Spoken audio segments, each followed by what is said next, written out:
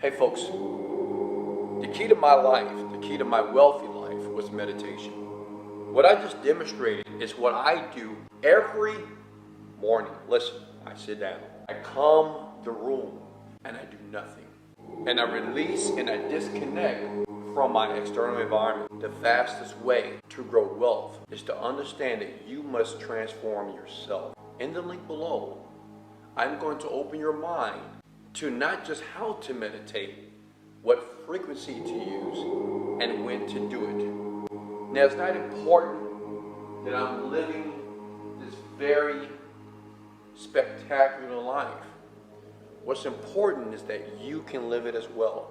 It's not important that I have beautiful cars in my living room. But what's important is that you can have beautiful cars in your living room. It's not important that I'm debt free. It's important for you to understand you can be debt free right now. It's not important that I've earned millions and millions of dollars at the age of 30. What's important for you to understand that you right now can do it. Meditate. In the link below, I'm going to expose you to technology and frequencies that's life-changing. Let's go.